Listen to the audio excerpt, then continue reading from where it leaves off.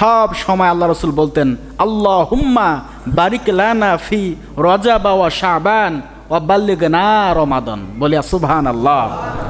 আল্লাহ রসুল বলতেন, রব্বুল আলামিন রজব এবং শাবান মাসের বারাকত আমাকে দান করো, এর ফজিলত আমাকে দান করো, আর রমাদান মাস পর্যন্ত অন্ততপক্ষে হায়াত রাখিও, রমাদানের রোজাগুলো যেন করতে পারি। এই দোয়া রসুল সবসময় করতেন। এজন্য রজব মাস আর শাবান মাস আসলেই আমরা এই দোয়াটা পাঠ করি, আল্লাহুম্মা, হে আমার রব, বারিক লানা, আমাকে আপনি বরকত দিন, বারাকা দিন, রহমত দিন, ফি রজব ওয়া শাবান, রজব এবং শাবান মাসের ফজিলত বারাকা আপনি আমাদের দান করুন, ওয়া বাল্লিগনা রমাদান, রমাদান মাস পর্যন্ত আপনি আমাকে পৌঁছাইয়া দেন, যেন আমি রমাদানের আমলগুলো করতে পারি। রমাদান মাসে কোনো যুদ্ধ করা যাবে, বিদ্রোহ করা যাবে, মিথ্যা কথা বলা যাবে?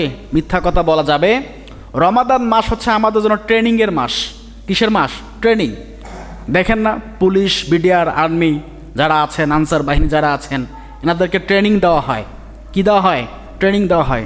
যুদ্ধের জন্য প্রস্তুতি তারা নিচ্ছে, কিভাবে আসামি ধরবে, কিভাবে যুদ্ধের ময়দানে টিকে থাকবে, এরকম ট্রেনিং দেওয়া হয়।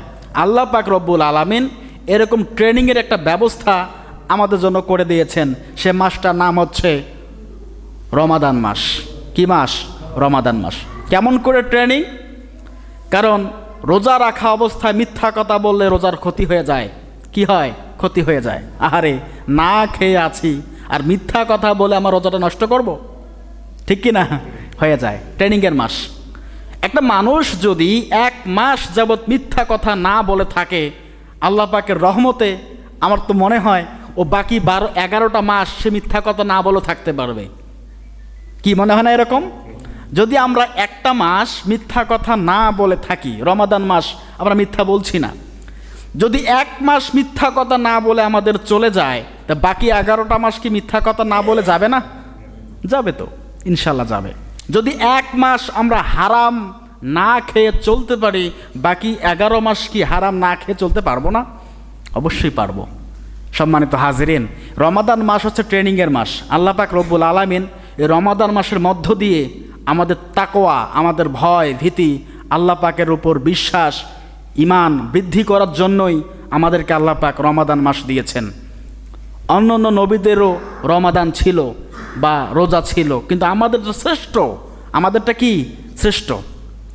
ইয়া আইয়ুহাল্লাযিনা আমানু, ও হে ঈমানদারগণ, আল্লাহ পাক ঈমানদারদের ডাক দিয়ে বলছেন, কুতিবা আলাইকুমুস সিয়াম, আমি তোমাদের উপরে সিয়াম ফরজ করে দিলাম।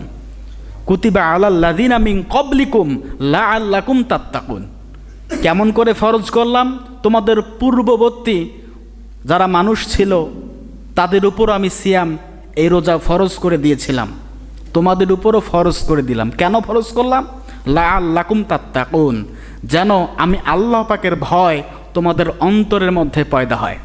সুবহানাল্লাহ বলি। তা আমাদের জন্য ভালো না খারাপ? ভালো। সবই আমাদের জন্য ভালো।